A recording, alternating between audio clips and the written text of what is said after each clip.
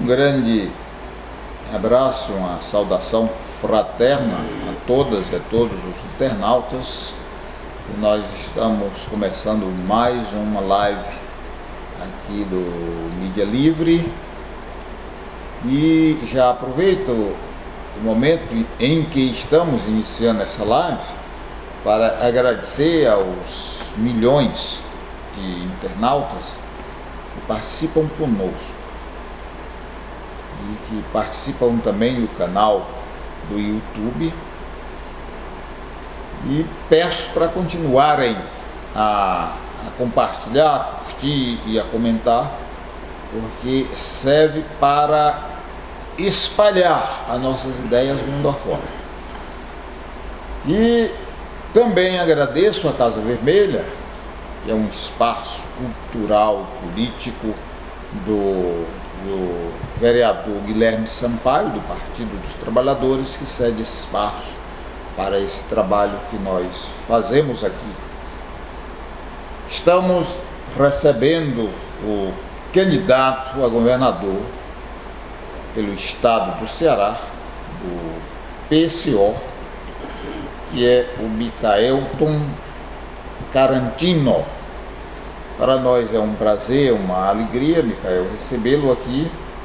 E temos aqui algumas perguntas que serão feitas para que a sociedade cearense possa ouvir as suas opiniões em relação ao nosso estado, ao desenvolvimento, à economia, o golpe, a questão política toda no Brasil. Os outros candidatos também serão contactados pela produção do Mídia Livre, como, por exemplo, o atual governador do estado do Ceará, Camilo Santana, o candidato Ailton do PSOL, o candidato Gonzaga do PSTU e outros candidatos também serão convidados pela produção do Mídia Livre. Então, o nosso boa tarde a você, seja bem-vindo. Boa tarde, é sempre um prazer, né, e parabenizar a vocês pelo espaço dado à esquerda no estado, né? Chega de sectarismo da esquerda, né? Diante do golpe aí, está da hora da unidade da esquerda. Perfeitamente. Então vamos iniciar a nossa live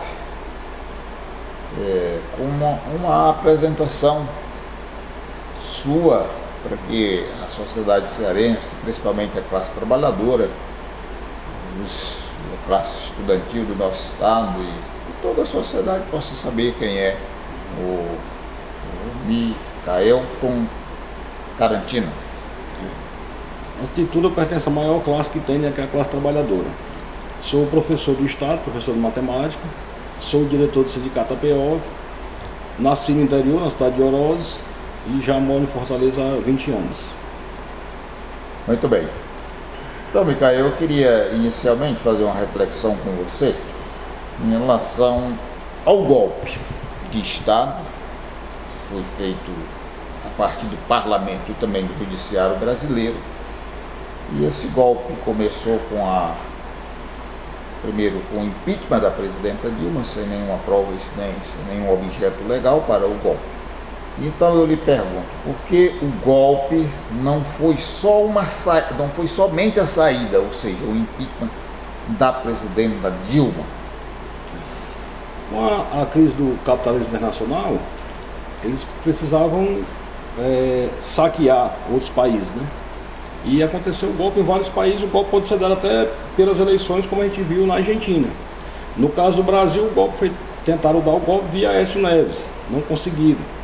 E aí conseguiram derrubar a Dilma sem prova nenhuma, só com a votação lá do Congresso, votação que foi transmitida ao vivo pelas figuras que estavam lá votando. Você já percebe, né, a imoralidade que foi o processo.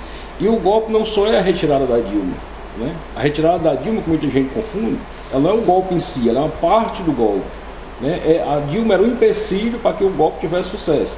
Então retiraram a Dilma e o golpe está em curso, né? Assim que eles assumiram o país, foram logo vendendo o pré-sal, foram privatizando empresas, reforma trabalhista, reforma previdenciária, que só não aconteceu porque houve reação popular, né? Mas daqui a pouco eles tentam botar em pauta de novo.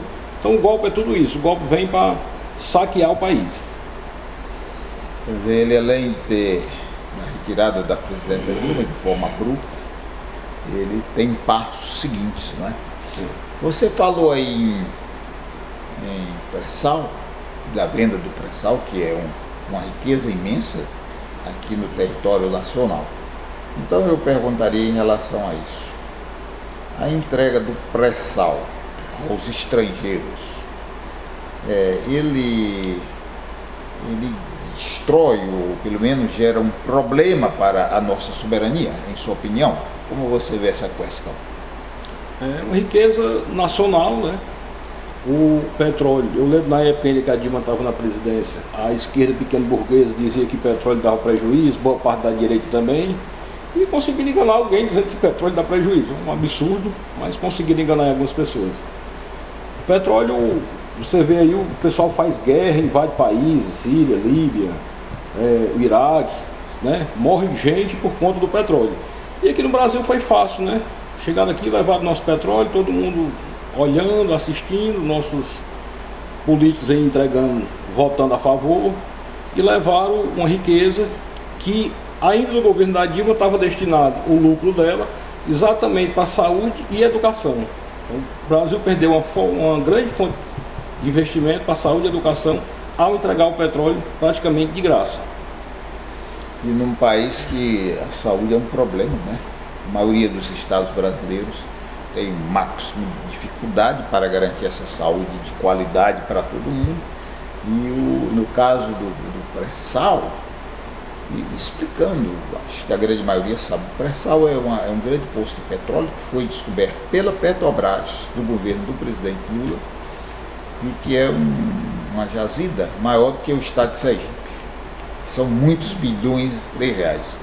E a presidenta Dilma foi muito firme na hora de decidir que grande parte desses recursos advindos lá do pré-sal, que é muito fundo, a partir de aproximadamente 100 mil metros de fundura, por isso deu muito trabalho a encontrá-lo, foi preciso de muita tecnologia, por isso a Petrobras fez um gasto imenso. E quando se faz todo esse trabalho que as empresas internacionais não queriam cavar, não queriam investigar, quando o Brasil faz, aí eles vêm agora e compram no governo do PMDB, e do PSDB, e do DEM, do Solidariedade. É um absurdo, né, Micael? E na verdade a Shell foi quem começou no governo Fernando Henrique a tentar encontrar o pré-sal e desistiu, né? Abandonou exatamente pelo grande investimento. Aí o Lula vem, investe na Petrobras, investe na indústria nacional, que esse é o grande segredo, indústria nacional, não indústria privada. E aí quando descobre, os caras vêm aqui e simplesmente levam, sem pagar nem sequer o investimento que foi feito na época. Isso na verdade é um grande absurdo.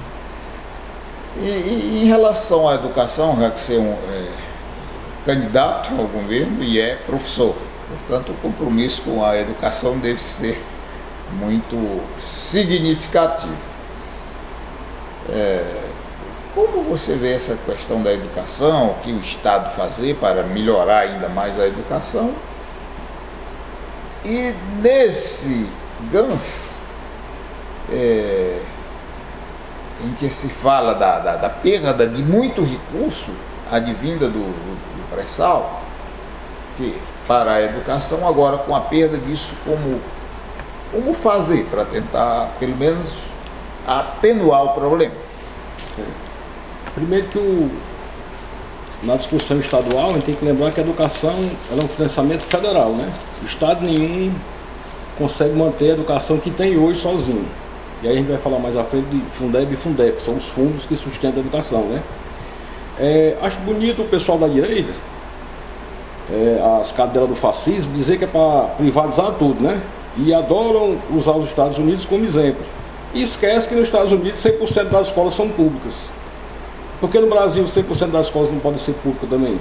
Porque quando você tem escola pública e privada, é claro que o setor privado vai financiar o boicote à educação pública. Porque se as duas forem iguais, quem vai deixar de colocar o filho em escola gratuita para botar na escola particular? Então há um investimento sim no boicote à educação pública do Brasil. E com a perda dos recursos, que são muito importantes para o financiamento da educação. O que fazer? O que faz um governo de um estado diante dessa situação que é real e é concreta e tende a se agravar cada vez mais, porque a ideia dos golpistas é aprofundar o golpe e passo a passo ir retirando direitos da classe trabalhadora. E sucateando sobretudo a educação, que é coisa primordial para uma nação. O nosso recurso maior aqui é o Fundeb, né? O Fundeb é quem sustenta a educação básica no país todo. E quando a gente fala educação, às vezes a gente esquece as universidades, né?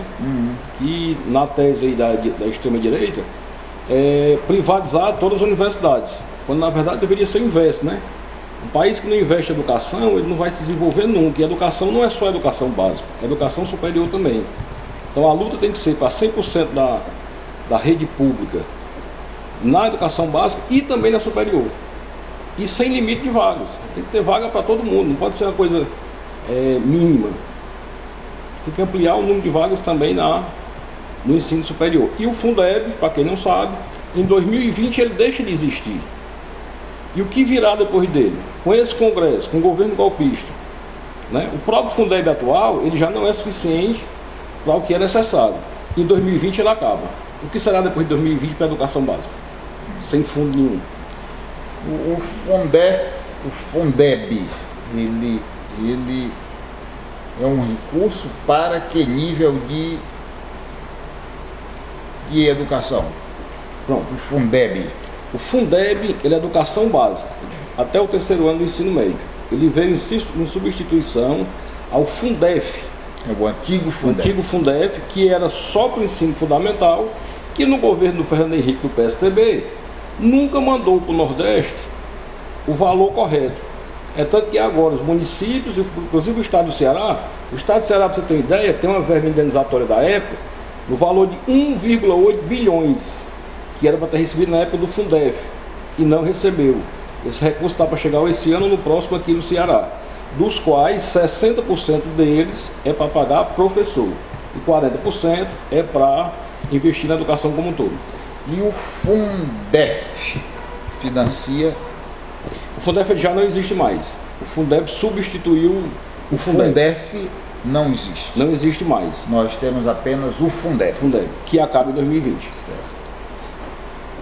Na Prefeitura de Fortaleza, eu lembro muito bem que a prefeita Luiziane Lins entrou na justiça cobrando a diferença que o governo federal não pagava. E ela ganhou essa questão. Ocorre que quando o dinheiro chegou, ela já não era mais a prefeita. O prefeito era o Roberto Cláudio. E hoje tem aí uma briga dos professores com o prefeito em relação a parte desse recurso que chegou aqui na Prefeitura de Fortaleza, mas o prefeito não repassou o valor devido para o desenvolvimento do professor. Você queria fazer um comentário sobre isso, sobre essa questão e esse papelão feito pelo atual prefeito de Fortaleza? Esse dinheiro chegou não só em Fortaleza, como em vários municípios, né? E é claro, se o dinheiro tivesse vindo na época, 60% dele seria para salário de professor. Se o dinheiro chegou atrasado, os professores não podem perder os 60% que era para ter recebido na época. Então o pessoal na época passou dificuldades por falta desse dinheiro, o dinheiro chega com atraso, o dinheiro é de 98, o dinheiro chega com atraso de 20 anos e quando chega a prefeitura ainda não repassa quem é de direito. 60% é dos professores. O prefeito Roberto Cláudio está errado em não pagar os professores que são donos desse dinheiro por direito. E cadê a luta para arrancar isso? Com a justiça que nós temos, a justiça é capaz de dizer, a presidenta lá do Supremo disse que o dinheiro é da prefeitura, ela liberou para o prefeito gastar. Ela não julgou o mérito, mas liberou para a prefeitura gastar enquanto o mérito é julgado. Então o dinheiro do Fundef de Fortaleza já está sendo gasto. Se no final a prefeitura perder, ela vai ter que devolver. E não vai ter de onde tira o dinheiro, né? Para fazer a devolução. Se você está na situação, está gastando porque está na situação difícil, quando é que vai ter uma situação boa para devolver? E a presidenta do Supremo Tribunal Federal não poderia ser responsabilizada por essa irresponsabilidade dela, porque ao longo dos anos, desde o tempo do Fundef, parte do recurso era para a valorização do professor, parte era para a prefeitura fazer os investimentos, a melhoria nas escolas e tudo mais. Mais 60% era para fortalecer o salário dos professores. Então, a presidenta do Supremo Tribunal Federal era a primeira a saber disso e inclusive, defender isso. Pelo contrário, isso foi liberar o dinheiro, né? Mas num país que tem um ex-presidente preso, só pelo fato que ele seria eleito, você não pode esperar muita coisa da justiça nossa, né? É uma pena. Como a esquerda vê a estatização, ou seja, a estatização da economia, fortalecendo dessa forma o Estado, em contraposição à privatização que fortalece ao mercado livre, no caso, fortalecendo a ideia e a tese do neoliberalismo. Qual a sua opinião sobre isso? Eu sou professor de matemática. Você explica a qualquer aluno, ele entende em 2 minutos. A empresa privada, ela paga impostos e tem lucro. A empresa pública, ela paga impostos e esse lucro é do Estado que pode ser revertido para a própria população, né? Então, de impostos elas empatam. O dinheiro vai vir para o Estado do mesmo jeito. Mas o lucro da empresa privada, ele vai para a mão de uma pessoa só. Por que é que o Estado, que tem condições de ter a empresa, passaria essa empresa para a mão do setor privado? Quando ele mesmo pode gerir. Ah, mas o Estado é incompetente. O Estado são pessoas. Como é que uma pessoa é competente no setor privado e ela é incompetente no setor público? Isso é a teoria mais mentirosa do mundo. Idiota, né? Eu, como funcionário público, estaria aqui assumido, sou irresponsável. Todos os funcionários públicos desse país são irresponsáveis. Não são, isso é conversa para boi dormir, isso é acordar a herança da ditadura. A ditadura, sim, botou muita gente sem concurso público, apadrinhado, talvez naquela época fosse. Mas hoje as pessoas concursadas, competentes, capazes, o funcionário público trabalha. E as empresas públicas dão lucro. Como é que nós vamos privatizar um banco do Brasil se o banco dá lucro? Existe isso? Qual é o dono de empresa particular que vai vender a empresa dando lucro?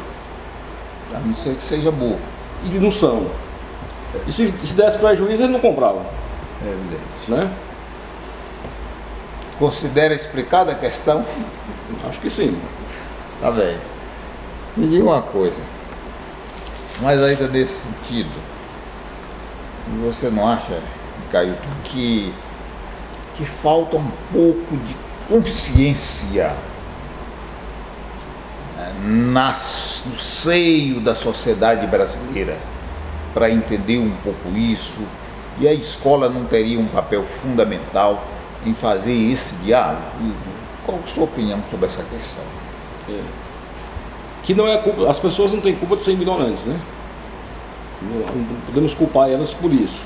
Podemos fazer o que nós estamos fazendo, informação. Só que nós temos uma mídia na mão de 5 donos, 5 pessoas controlando a mídia no país todo, né? Então, enquanto eu, professor, dou informação ali para 20, 30 alunos em sala, a mídia dá informação no jornal à noite para milhões de pessoas. E você jura que é verdade, eles conseguem colocar de um jeito bonitinho, desenhadinho, que as pessoas acreditam, né? As pessoas acreditam que a livre concorrência é a melhor coisa do mundo. Eles concorrendo, eles vão vender mais barato. Mas será que eles concorrendo não vão combinar para vender mais caro? Será que vendendo mais barato um vai quebrar e vai ser criado um monopólio? Isso aí a mídia não explica. Nem fala. Né? Nem fala. E aí o trabalho de formiguinha de explicar um a um, ele demora. Né? Agora, cabe ao movimento sindical ser mais incisivo nessa questão. Né? E, em minha opinião, o movimento tem deixado muito a desejar em relação a essa questão. O que você acha? O nosso movimento sindical foi criado lá atrás, né? Antes ainda da CUT, lá no tempo do Getúlio Vargas, já com o intuito de ser uma coisa para controlar as pessoas, não foi no intuito de fazer luta, né? Na criação da CUT foi que começou a romper com isso, né? Aí não se muda as coisas do dia para a noite, O pessoal vem de um vício muito grande. Então, inclusive o imposto sindical, que a CUT sempre foi contra, né? E agora acabou e tem gente chorando, né? O que é que o imposto sindical cria? Sou contra a queda do imposto sindical agora, nesse momento de crise. Não era para ser desse jeito, né? Mas o imposto sindical criou vários sindicatos que nem peleiro pode ser chamado, porque nem a categoria visita. Eles são apenas cartoriais. Força sindical especialista em criar sindicato cartorial. Eu tenho um vizinho que recebeu agora uma intimação da justiça, cobrando, sabe o quê? Cobrando o imposto sindical que ele não pagou aos funcionários. Mas não cobrou do 13º dos funcionários, as férias, nada disso. O sindicato estava cobrando a parte dele, o imposto sindical. Dos funcionários não estava cobrando nada. Um sindicato desse vai politizar ninguém, né? Não confundindo com os sindicatos de luta que existem e são muitos, né? Sindicatos maiores, como sindicato de professores, sindicatos bancários. Nós temos sindicatos fortes, né? Em compensação, temos outros aí que não chegaram nem ao status de pelego. Agora, ainda assim, ao meu ver, é preciso fazer também uma crítica à CUT. A CUT, e eu que sou fundador, cheguei ali no início da fundação, não sou o primeiro não, cheguei depois, mais no período da fundação. Tinha algumas premissas. Primeiro, criar um sindicato livre, independente do Estado, acabar com a estrutura oficial e acabar com o imposto sindical e fazer sindicato por ramo de atividade. Essas eram as premissas, teórica, estudada e refletida. Deixa eu traduzir isso aqui para as pessoas. O que é a estrutura oficial que vem da herança exatamente do tempo do Getúlio Vargas? Você tem o sindicato aqui numa estrutura vertical, hierarquicamente. O sindicato de primeiro grau por exemplo, o sindicato dos trabalhadores das costureiras, sindicato dos motoristas, sindicato dos médicos, sindicato dos engenheiros, sindicato dos radialistas, pronto. Esse é o sindicato de primeiro grau. Aí, acima do sindicato tem a federação, segundo grau. E acima da federação tem a confederação, terceiro grau. É vertical. A federação e a confederação não valem de nada. É só para pegar o dinheiro e você não sabe nem quem é o presidente.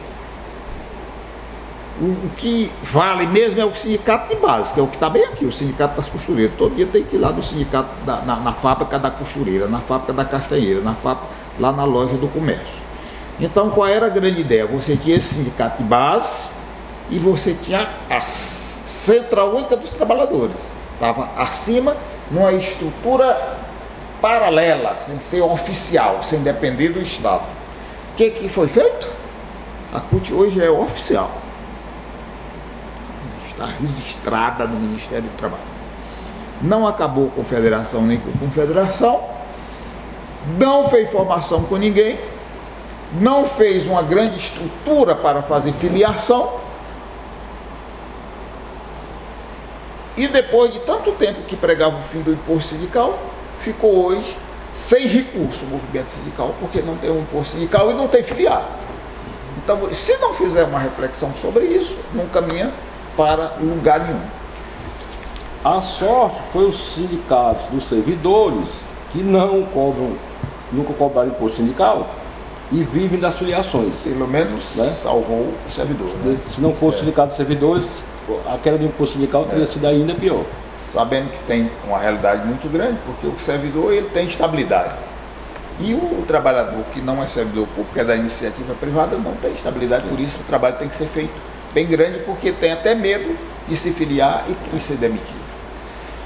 Me diga uma questão em relação às Forças Armadas. As Forças Armadas estariam refém dos Estados Unidos? Em toda essa cabala que os Estados Unidos fez em 64, mais especificamente agora para desmoralizar o Brasil, para retirar recursos do Brasil, para espantar empresas investidoras do Brasil, para poder o Brasil aparecer como um país desmoralizado, que não cumpre acordo, que nada, e assim ela depois poder comprar as nossas empresas a preço de banana. E qual o verdadeiro papel das Forças Armadas para o Brasil ou para qualquer nação? Para a gente não confundir Forças Armadas, para não confundir nosso telespectador, né? Forças Armadas, Exército, Marinha e Aeronáutica. Não entra polícia nem bombeiros, né? Exército, Marinha e Aeronáutica. Eles foram criados para quê? Para defender a soberania do país. Então eles, na base deles, eles são sobretudo nacionalistas. Um soldado do Exército jamais ele poderia atirar num brasileiro, porque ele está aqui para defender o brasileiro. Ele não está para resolver conflito interno, ele está para resolver conflito externo, está para defender o país. Então, na base deles, pelo menos teoricamente, eles são nacionalistas. E nós temos um monte de gente se candidatando aí das Forças Armadas, né? E pregando a soberania nacional, pregando o nacionalismo. E eu queria saber a posição dessas pessoas, onde estavam na hora que levaram o nosso pré-sal e simplesmente ficaram neutros, nem tocam no assunto. Né? Onde estão quando forças internacionais vêm para a Amazônia e eles também não tocam no assunto. Que namoro é esse tão grande com o exército de outro país? Né? Se nós estivéssemos em guerra com um terceiro país, tudo bem, mas nós estamos em guerra com ninguém.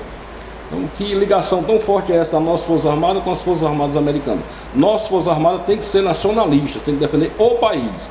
E jamais pode atirar num brasileiro. Porque aí ela perde todo o sentido de ser a Forças Armadas. De modo que pode haver aí uma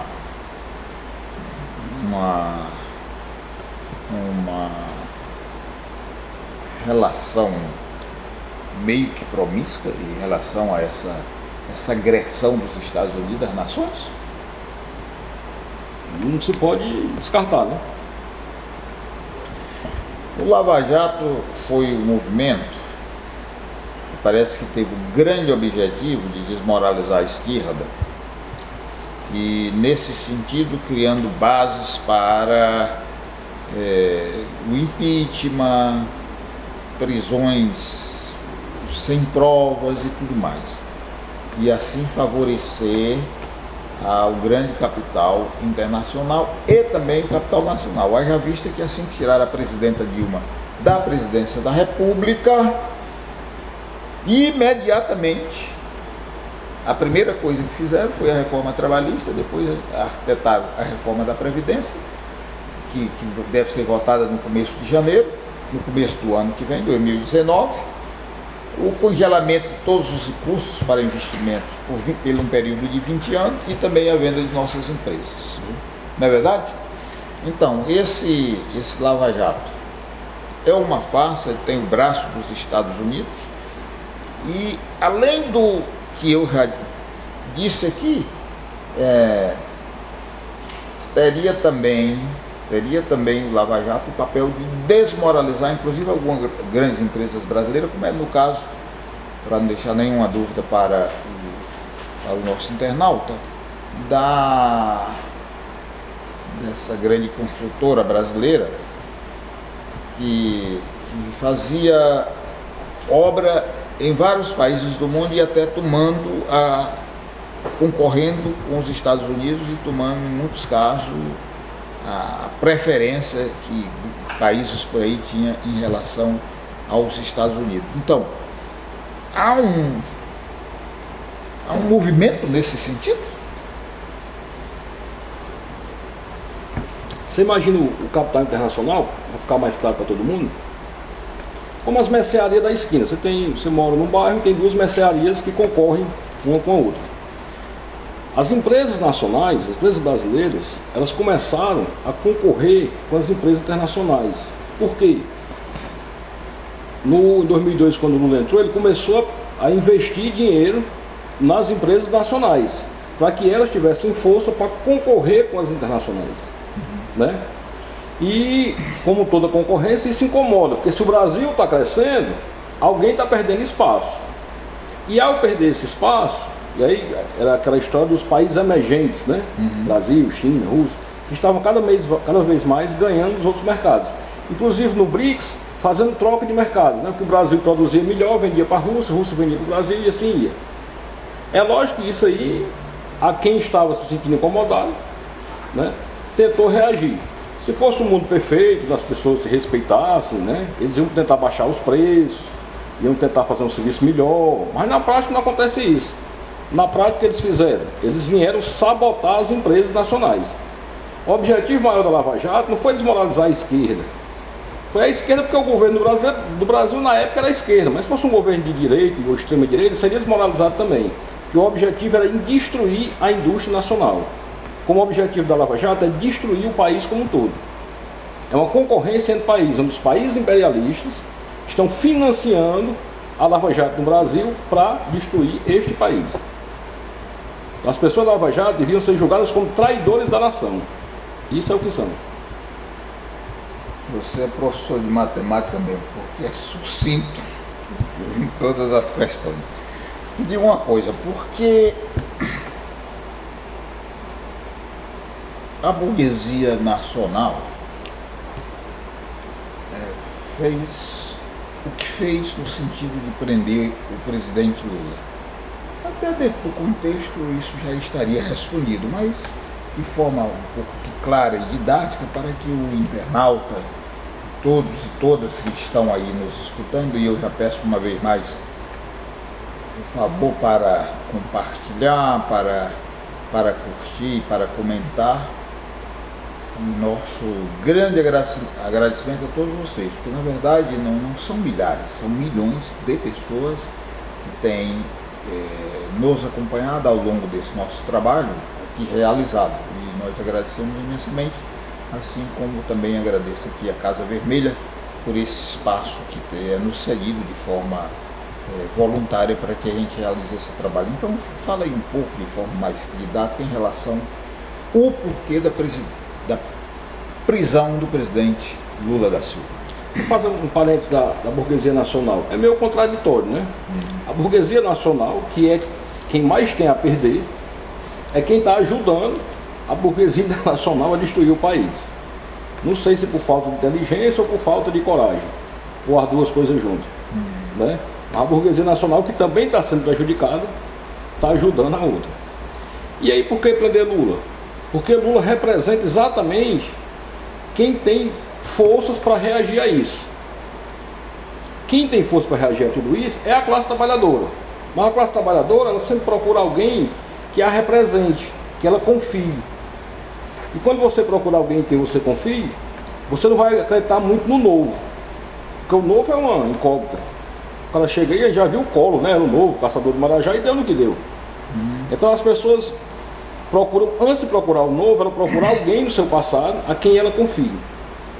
E por isso ela confia no Lula, porque o Lula já fez isso, né? Na verdade, o Lula foi quem criou todas as condições do desenvolvimento do país. E aí, quando isso está sendo quebrado, o que o povo quer? O povo quer a volta do Lula para que isso continue. E aí a burguesia sabe disso e está tirando o Lula das eleições. Lula está preso só por um motivo, porque se ele estiver solto, ele vai ser o próximo presidente do país. O que é uma lástima para um país tão grande, já com um bom tempo, né, de história e de desenvolvimento humano, em pleno século XXI, né? Às vezes a gente demora a acreditar que isso pudesse acontecer ainda. Né? Teoricamente não dá para entender. Parece aula de história da Idade Média. No século passado aconteceram algumas revoluções importantes no mundo. Duas delas foram a Revolução Russa e a Revolução Cubana. Qual o legado dessas duas revoluções que aconteceram? Uma lá na Europa Oriental e a outra aqui no Ocidente, no caso Cuba. Qual o legado dessas duas revoluções, a Revolução Russa e a Revolução Cubana, para a história e o desenvolvimento da humanidade? É interessante que a imprensa, a direitona aí, eles costumavam meio que negar, fazer de conta que não existiam as revoluções, né? E de repente, nos últimos anos, eles começaram a atacar as revoluções com muita força.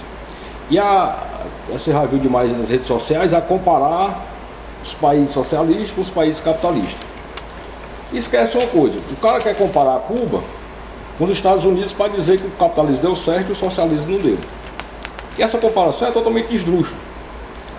Você só pode comparar Cuba com Cuba. O que Cuba era antes da Revolução e o que Cuba depois da Revolução. Quando você compara as duas, aí você percebe os benefícios que a Revolução trouxe ao povo cubano. Quando você vai para a Rússia, que você faz a mesma comparação, principalmente nos 10 primeiros anos pós-revolução, aí você vê o benefício que trouxe a Revolução Russa. E não trouxe só para lá. A própria nossa CLT também é fruto da Revolução Russa. Porque se a burguesia no mundo todo não começa a dar direito aos trabalhadores, a Revolução na época poderia ter estourado no mundo todo. Agora, Marx falava em revolução nos países desenvolvidos, não falava nos países pobres. Então os países pobres, depois da revolução, lógico que eles continuaram a ser atacados pelos países desenvolvidos. E mesmo assim conseguiram desenvolver mais do que eram antes. Se fosse o contrário, se a revolução tivesse acontecido nos países desenvolvidos, um mundo totalmente socialista. Aí chegará o dia. A Revolução Russa foi só um ensaio. O sal, se dá o sal. O sal.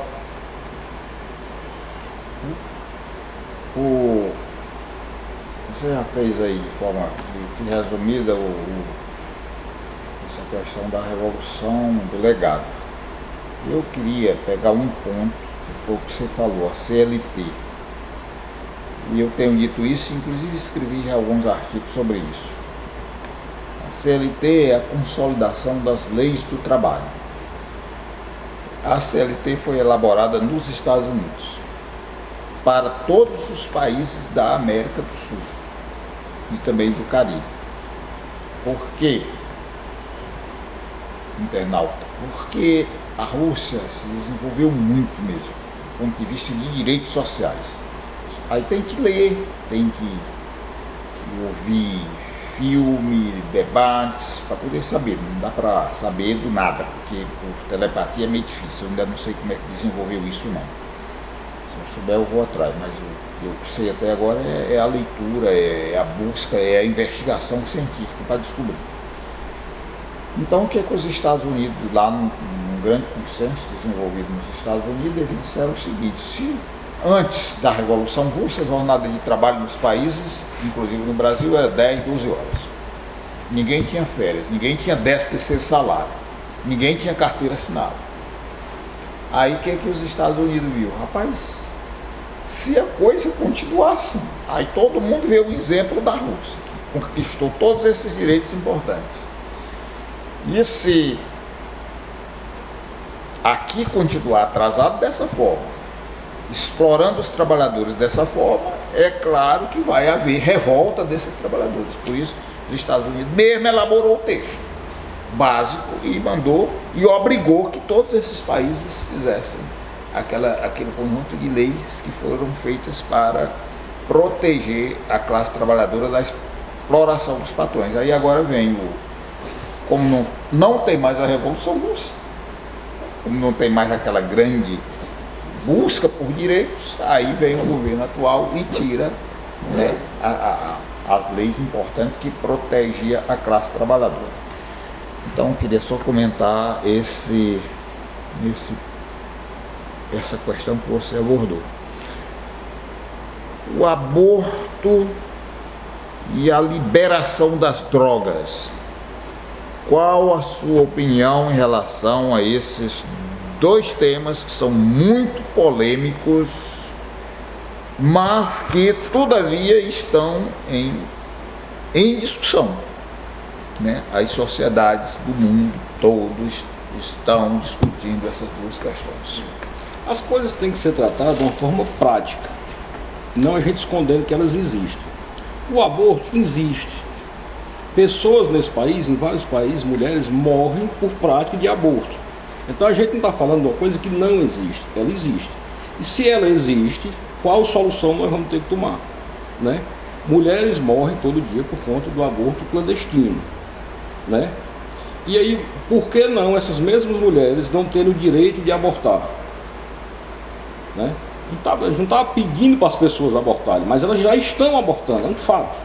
E se elas estão abortando, por que não fazer no hospital, inclusive na rede pública, né? Porque a mulher de classe alta, ela vai lá numa clínica particular, paga e faz. E a mulher de classe pobre não consegue acesso e acaba morrendo. Quer dizer, podendo pagar é legal. Se eu tenho dinheiro para pagar, ele se torna legal. Porque é o que está acontecendo, é uma coisa prática, né? Então, as mulheres têm sim que ter o direito de praticar o aborto. Inclusive, conversando até com os cristãos, né, que é quem... Não são os cristãos que reclamam, mas uns que se dizem cristãos. Se a mulher vai praticar o aborto, qual é a pena que o próprio Cristo prevê na Bíblia para a mulher que praticou o aborto? Então, se os cristãos realmente seguem a Cristo, eles vão descobrir que Cristo não prevê pena para aborto, inclusive prevê pena para coisa nenhuma. Aí vai ser a doutrina cristã que vai mandar no país. O país é laico. Não pode ser o cristianismo mandando nas leis do país, e sim a necessidade da população que se cria as leis. E o aborto existe.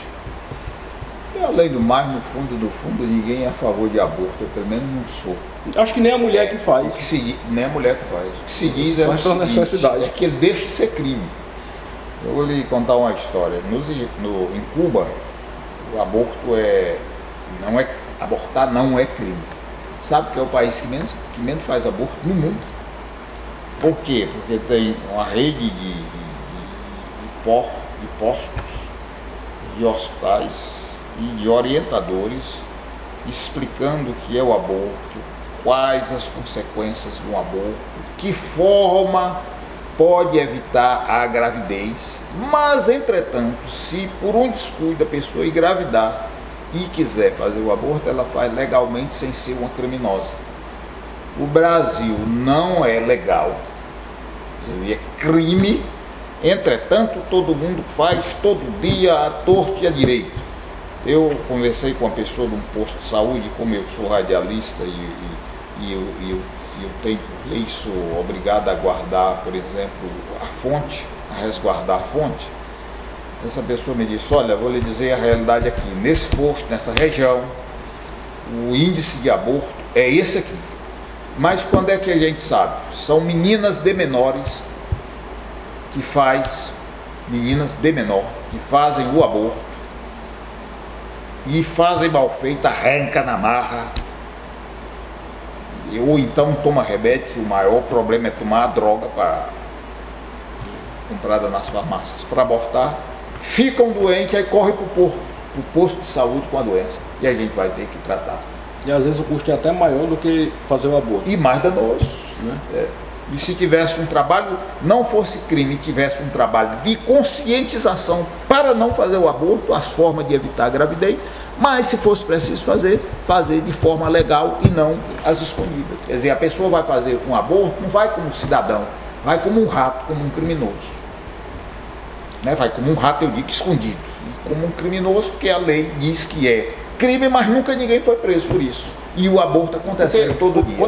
É isso que os ignorantes não compreendem. Quando você não quer resolver um problema, você cria uma lei. Que a lei não resolve nada. Mas ela serve para o governante dizer, não, mas está na lei. Está na lei. Mas, como você proibir as armas, né? Você diz, usar arma é crime. Mas para quem já comete crime, usar arma vai mudar muita coisa? Ele vai deixar de usar porque está na lei, porque é crime. Então, muito bom, está na lei, é crime. As pessoas deixam de fazer por conta disso. Perfeito. Você é professor. O Enem é hoje uma forma de acessar a universidade. Como você vê o Enem e a probabilidade do Enem deixar de existir? Vamos lembrar aqui, fala um pouco não é do meu tempo não, mas já ouvi falar do exame de admissão. O exame de admissão foi o primeiro vestibular do Brasil, né? Uhum. A pessoa só ia para a quinta série se passasse. Ou seja, quem não passasse não teria sequer o direito de estudar mais. Esse era o nosso país. Depois colocaram até o ensino médio, obrigatório. Por que o ensino superior não ser com vagas para todo mundo? Porque limitar o número de vagas para as pessoas que querem estudar. Ah, mas aí vai gastar demais. Não se gasta com tanta coisa. Não se gasta metade do dinheiro do país pagando dívida aí que ninguém sabe nem se fez, né? Porque os candidatos da direita aí dizem que não tem dívida nenhuma com os negros, né? E eu tenho dívida com a dívida externa, que foi feita no meu tempo também. Se ele não quer pagar a dívida com os negros, por que ele quer pagar a dívida externa, que leva 50% da receita do país? Tá certo. Essa dívida aí ele quer pagar. Então dinheiro tem e dá para ter universidade suficiente para quem quiser estudar. E não está limitando o número de vagas A gente fala assim, ah, está faltando médico. Por que não se cria mais universidades? Qual é a dificuldade? Se está faltando médico. Até pouco tempo a gente foi buscar aí médico em tudo que era país, porque faltava médico no Brasil. Então, se falta médico, cria-se mais universidades. Se falta professor, cria-se mais universidades. Né? E não está limitando as pessoas a ter que passar Nesse caso aí tem a reserva de mercado, né? O capitalista não quer que tenha muitos médicos, porque se tiver muito médico, aquela meia dúzia ou aquela panelinha de médico vai diminuir o seu faturamento. Porque né? Quanto mais médico, e o capitalista, menor é o faturamento das panelinhas. O capitalista precisa da pequena burguesia, né? Que a pequena burguesia, ela pensa que ela é burguesa, né? Então o burguês, ele não controla sozinho os pobres. Ele precisa da pequena burguesia. E algumas categorias são exatamente para isso. Para que tenha alguns salários ali medianos, né? Para que não se revolte contra o sistema e ajude a controlar os mais pobres. E aí talvez por isso algumas categorias ainda ganhem um pouquinho a mais. Para né? poder... Para não se revoltar. Se não passar no vestibular, a culpa é sua. A culpa não é de não ter vaga, não. A culpa é de quem fez a prova. E como você vê o governo operário? Qual é o papel, qual é a fundamentação de um governo operário, qual a relação, o que pode avançar ou não? O governo tem que ser operário, né? Porque a classe operária é a maioria, a grande maioria, e ela é controlada pelos empresários. Que é a minoria. Que é uma minoria. É uma questão até de matemática, é lógico. Né? Quando as mulheres reivindicam que metade do parlamento deveria ser de mulheres, não é porque elas estão querendo entrar à força. É porque é meio a meio. Do mesmo jeito, a parte dos operários. Um pouco até de justiça, né? De equidade, né? Na questão, não é isso? Uhum. E tem uma coisa mais horizontal, né? Não ficar só um Deus lá mandando, que foi eleito por Deus sabe como, controla tudo, né? Tem que horizontalizar mais a coisa. As pessoas e mais... em um governo operário, a confrontação um pouco mais dura em relação a outra parte da sociedade, essa parte que é menor, mas que tem muita força, muita estrutura, tem o judiciário do seu lado, tem a mídia do seu lado. Então, para estabelecer e garantir um governo operário, como se faz? O problema é que a esquerda é acusada do que a direita faz, né? A direita ela instrumentaliza tudo. Ela instrumentaliza os cargos maiores nas Forças Armadas, né? Como ela instrumentaliza tudo, a classe operária fica ali mais reprimida. Quando você começa a abrir vaga para todo mundo, né? Está em todos os espaços, esse confronto ele acaba se dissipando. Né? Até porque não existe confronto entre a minoria com a maioria. Esse confronto é impossível. Como a minoria vai confrontar a maioria, e uma maioria tão grande? Ele só existe porque existem instrumentalizações dessa minoria. Nesse sentido. De modo que uma mudança maior é necessário então um tempo maior, né? Para você ir fazendo essas mudanças lentamente. E o capital ele vai se destruindo sozinho, né? Quem acredita que o capitalismo dá certo deveria explicar como é que os Estados Unidos quebrou em 29 e como é que quebrou agora em 2008. Se dá certo, por que quebrou? Né? Aí eles têm que explicar, já que está dando certo. Bom, nós estamos já aqui nos momentos finais da nossa live. Eu quero aproveitar aqui a oportunidade, antes de finalizarmos, para agradecer a Casa Vermelha, para agradecer o internauta, a internauta, pelos compartilhamentos. Acessem o nosso canal do YouTube, se inscreva lá e nos ajude a disseminando essas ideias. Eu mesmo fiquei muito gratificado com a sua extraordinária objetividade e muita consciência sobre o que fala. E olha que nós falamos de temas, né, muito polêmicos e complexos. Então, muito obrigado e fica aqui esses instantes finais para você fazer aí as suas considerações finais. Eu que agradeço mais uma vez o espaço, que esse espaço seja cedido a mais gente, né? Inclusive para... O debate tem que acontecer, né? A população tem que participar da política, ela não pode estar alheia, porque se ela estiver alheia ela vai ser comandada pelos outros. E um partido como o nosso, um partido pequeno, um partido operário, que consegue fazer esse debate com a sociedade. Então, muito boa sorte na campanha. Vocês teriam direito a tempo de televisão? Como aqui é democracia, né, no Brasil, na democracia nós temos direito a 7 segundos. E os outros têm direito a 5 minutos, mas dizem que a gente está em condições de igualdade. Então o PCO fez a escolha certa. Um candidato muito sucinto, nesses 7 minutos vai dizer muita coisa. Então, muito boa sorte. Já estou treinando por 7 segundos. Boa sorte na campanha. Ok.